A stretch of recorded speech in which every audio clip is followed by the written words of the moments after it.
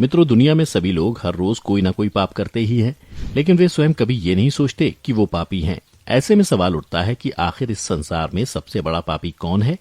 तो आज की इस प्रस्तुति में हम आपको विस्तार से बताएंगे। इस बात का उत्तर हम आपको एक कथा के माध्यम से देंगे। एक बार की बात है, किसी देश में एक राजा रहते थे। वो और उनकी रानी दोनों ही भोलेनाथ के बहुत बड़े भक्त थे। उन्होंने अपने महल में तोता मैना का जोड़ा पाल रखा था और उन्हें एक ही पिंजड़े में रखा था। अब ये तो सभी को पता है कि मियाँ बीबी में एक ना एक दिन लड़ाई जरूर होती है। तो काफी समय बीत चुका था। एक दिन मैना तोते से कहती है कि मैंने मान लिया कि ये पुरुष बड़े पापी होते हैं, ये बहुत ही बड़े धोखेबाज होते हैं, मौका मिलने पर ये कुछ भी कर सकते हैं। मैना की बात सुनकर तोता बोला, तू तो रहने ही दे। पुरुष उतने पाप नहीं कर सकता जितने पाप स्त्रियां करती हैं। जितनी धोखेबाज स्त्रियां होती हैं, न उतना धोखेबाज तो कोई होता ही नहीं है। इनसे बड़ा पापिन इस पूरी दुनिया में कोई नहीं होता। यह किसी की भी हत्या कर देती हैं। जिसके बाद तोता और मैना में लड़ाई होने लगी कि दुनिया में सबसे बड़ा पापी कौन है। यह सब दृश्य देखने के बाद राजा ने पूछा, तुम दोनों क्यों लड़ रहे हो? किस बात पर तुम दोनों विवाद कर रहे हो? मैना ने उत्तर देते हुए कहा, यह मान नहीं रहा कि दुनिया में सबसे बड़ा पापी पुरुष होता है। फिर तोते ने कहा, मैं कैसे मान जाऊं, क्योंकि सबसे बड़ी पापिन तो स्त्रियां ही होती हैं। राजा ने दोनों से कहा, तुम किस कारण से ऐसा कह रहे हो? तब मैना ने उदाहरण देते हुए कहा, एक गांव में एक सेठ जी थे, बड़े ही धनवान, और उनका जो बेटा था वो बहुत ज्यादा बिगड़ैल किस्म का इंसान था। सेठ जी का लड़का इतना जुआ खेलता था कि सेठ यह बात सोचते सोचते एक दिन स्वर्ग से धार गए। जब पिता जिंदा थे तो वह थोड़ा थोड़ा जुआ खेलता था, लेकिन पिता की मृत्यु के बाद वह मुक्त हो गया और आराम से दिन रात केवल जुआ ही खेलने लगा, जिसका परिणाम ये हुआ कि वह गांव में सब कुछ हार गया। फिर वह लौटकर अपने गांव नहीं आया और किसी दूसरे गांव चला गया, जहां वो एक सेठ के घर जा पहुंचा और उसने कहा कि थोड़ा सा जल मिलेगा। तब सेठ ने उससे पूछा कि तुम कहां से आए हो, क्या करते हो? जिसके उत्तर में लड़के ने कहा, मैं व्यापारी हूं और जहाज से जा रहा था। व्यापार करने में मेरा सामान समुद्र में डूब गया, तो आप मेरी कुछ मदद कर देते तो अच्छा होता। सेठ ने लड़के की बात सुनी और वह उसकी बातों के जाल में फंस गए तथा कहने लगे कि बेटा, तुम दिखने में ठीक ठाक हो और कमा भी लेते हो, तो क्या मेरी बेटी से शादी करोगे?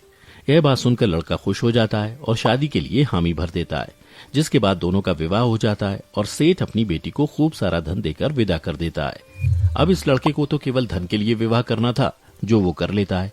विवाह के बाद वो लोग जा रहे होते हैं तो रास्ते में एक जंगल पड़ता है। तब वह लड़का अपनी पत्नी से कहता है कि देखो, हम लोग जंगल से गुजर रहे हैं, तो कोई भी चोर तुम्हारे जेवर चुरा सकता है, तो ऐसा करो कि तुम अपने सारे जेवर उतार के मुझे दे दो। अब उसकी पत्नी ने उस पर भरोसा करके अपने सारे जेवर अपने पति को दे दिए। देती भी कैसे नहीं, क्योंकि वो उसका पति था। जिसके बाद उस लड़के ने अपनी पत्नी के जेवर एक कपड़े में रखकर अपनी कमर में बांध लिए। फिर वह सभी एक जगह आराम करने के लिए रुके। तब उस लालची लड़के के साथ आई हुई दासी को उसने मार डाला और अपनी पत्नी को कुएं में गिरा दिया कि वह उसमें डूबने से मर जाएगी। वो वहां से चला गया, किंतु उसकी पत्नी मरी नहीं और कुएं से बाहर निकलने के लिए आवाज लगाती रही। कुएं के पास से एक आदमी गुजर रहा था। तब उसने किसी महिला की आवाज सुनी तो उस व्यक्ति ने उस महिला को कुएं से जैसे तैसे करके बाहर निकाला। कुएं से बाहर निकालने के बाद महिला ने अपनी सारी जानकारी उस व्यक्ति को दी, जिस पर उस व्यक्ति ने महिला को उसके पिता के घर पहुंचा दिया। घर पहुंचने के बाद महिला के पिता यानी सेठ जी ने पूछा, क्या हुआ तुम्हारे साथ? अब क्योंकि वो स्त्री पतिव्रता थी, इसलिए उसने अपने पिता से झूठ कहा और बोली, पिताजी, जंगल में कुछ चोरों ने हम पर हमला कर दिया था, दासी को मार दिया, मुझे कुएं में धकेल दिया और पति का कुछ नहीं पता। बेटी की बातें सुनकर सेठ जी बोले, चलो कोई बात नहीं, भगवान सब सही कर देंगे। कुछ समय बाद वह लड़का दोबारा अपने ससुराल पहुंचा और सोचा कि सेठ जी से कहेगा कि आप नाना बनने वाले हैं और इसके बदले में खूब सारा धन मिल जाएगा। लेकिन वह जैसे ही अपने ससुराल पहुंचा, उसकी मुलाकात उसकी पत्नी से हुई, जिस पर उसकी पत्नी ने उससे कहा, मैंने पिताजी को ये सारी बातें बताई हैं, तो आप भी यही बता देना। वो कहते ना, आदत वालों की आदत नहीं जाती। उसने देखा कि उसकी पत्नी ने बहुत सारे जेवर पहन रखे हैं, तो उस लड़के ने पत्नी से कहा, सो जाओ, सुबह मैं तुम्हें अपने साथ लेकर जाऊंगा। रात हुई और उसने अपनी पत्नी का चाकू से कत्ल कर दिया तथा सारे जेवर लेकर चला गया।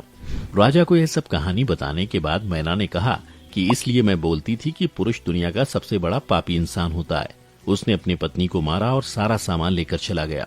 मैना की ये बातें सुनकर तोते ने भी राजा को एक कहानी सुनाई, जिसमें उसने स्त्री के चरित्र को लेकर बात की थी। दोनों की बात सुनने के बाद राजा बोले, इस बात का उत्तर मैं देता हूँ कि कौन सबसे बड़ा पापी है।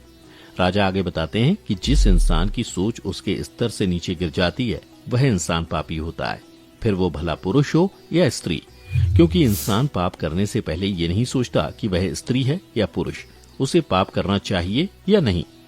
तो मित्रों, आपने जाना कि दुनिया का सबसे बड़ा पापी कौन है। अगर आपके आसपास भी कोई इन्हीं में से एक है तो कमेंट करके जरूर बताएं। आज की इस वीडियो में बस इतना ही। हम उम्मीद करते हैं कि हमारी वीडियो के जरिए आपको कई सवालों के जवाब मिल गए होंगे। अगर ये वीडियो पसंद आई हो तो इसे लाइक और शेयर जरूर कीजिएगा। अगर आपने हमारे चैनल को सब्सक्राइब नहीं किया है तो जरूर करिए। इसके साथ ही मुझे दें इजाजत।